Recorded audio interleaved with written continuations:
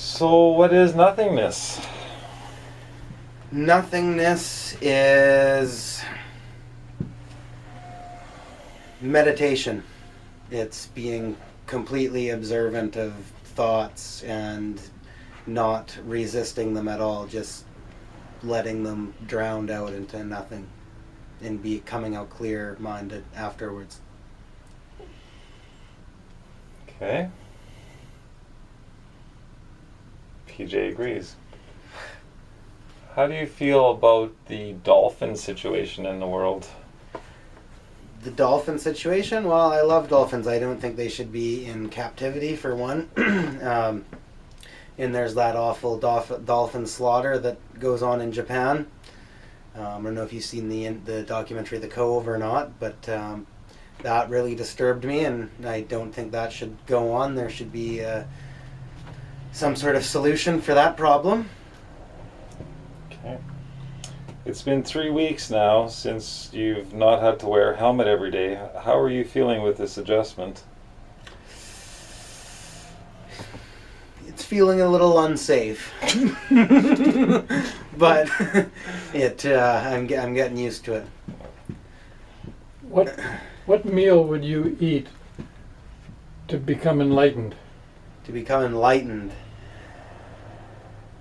that would be some sort of Asian food, I'd imagine, like some sort of gingery, like really spicy, gingery, herbal Asian soup of some kind.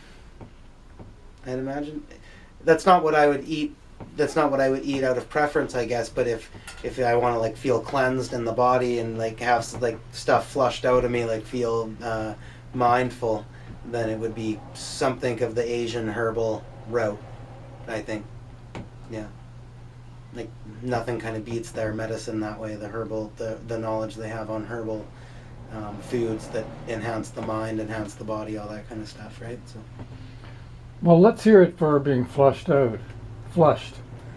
Let's hear Flush. it. Yeah. Like- No. Let's hear the advantages of being flushed. It flushes everything out of your body, right? You start off fresh. You're all the bad stuff and all the good stuff and everything's just flushed straight out of your body. That's why they call it cleansed. You're completely cleansed. You're starting off fresh again. So you can choose to either keep putting healthier things in there and become healthier, or you can just go put some more McDonald's in there, and at least you're still cleansed from the last run around you had, right? So there you go. I'm hearing a lot of good things about the cockroach diet. Do you have a particular opinion on this new phase, this new fad that is sweeping the world?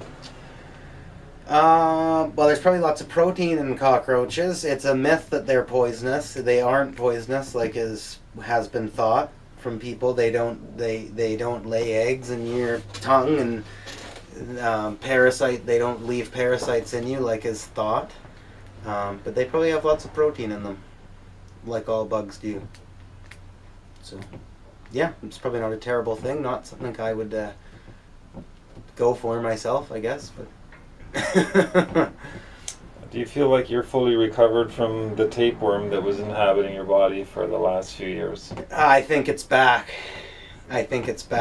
Yeah, and that's why I want to get flushed out. And by the way, this is going to be on YouTube. That's a joke. I don't want to break the interview and go longer than the 1 minute questions that Peter told me to answer these questions in 1 minute. But that one, I'd feel a little. I'd feel a little self-conscious putting out there strictly as a joke. So I got to say that one was a joke. It's not true. I don't have the tapeworm. Right. Okay, so we're all going to pretend that that's a joke. Okay. Very good. We've noticed recently that you've been talking to the crows. Have they given you information that you would like to share now with us and the rest of the world? Well, the funny thing is that, again, I'll break the fourth wall here. This is a joke question. But as part of this video that I'm montaging together at the moment, there's actually footage of a crow in it.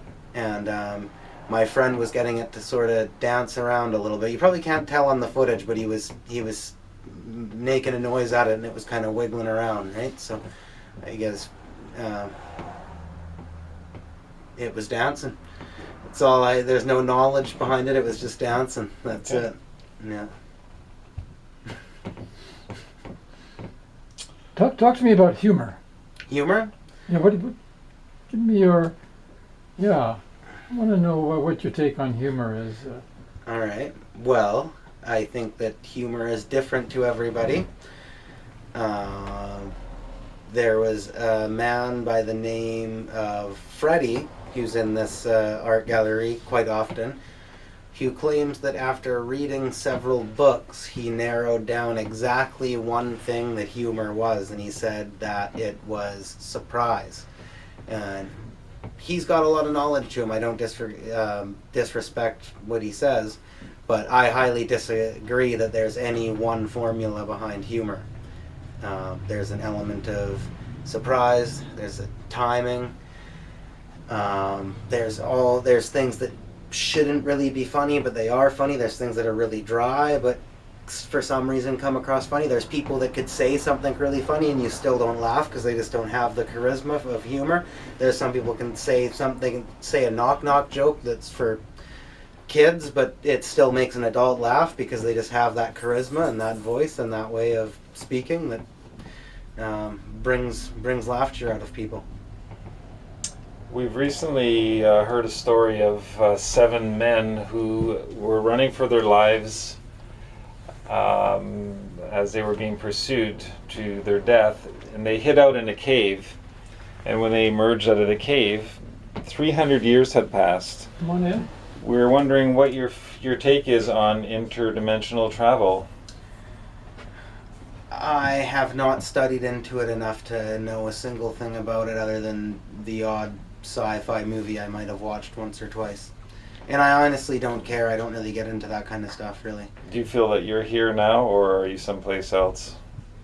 Well, I'm here right now physically.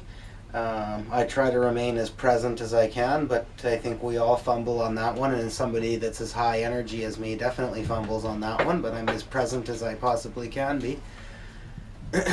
You bring up the word fumble. Is this some sort of sports story that you sort of have repressed feelings on that you're wanting to discuss at this moment? In a strange way, yeah. I was, as I said in the last video, 21 to 23, I was really healthy. I didn't play like team sports, but I was very sporty.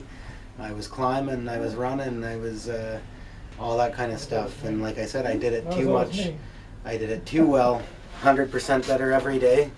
And I crashed and fumbled, and took me a while to recover and get back into the game from that one. Okay. But that actually wasn't on my mind, but I guess you kind of spin doctored that in a clever way. Okay. Yeah. Well, the last thing that we want to talk about on this particular video is what is spontaneity? What is spontaneity?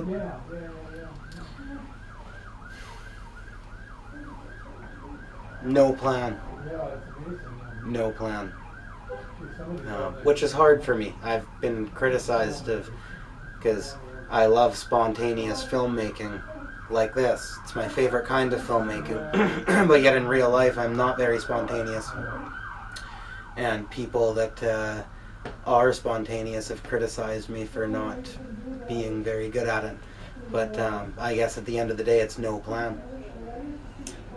Not only is it no plan, but it's a practiced way of living, and it's just something that we do, and as we do it, we get better and better at it. So that's all the questions I have for you today, Kirk. Is there anything that you'd like to say before this battery dies? Well, thank you, Peter. I appreciate it, and yeah. You have strange questions, but I believe in your artistic views on things to have an ultimate artistic purpose behind it. And I'm glad to be doing them. Thank you.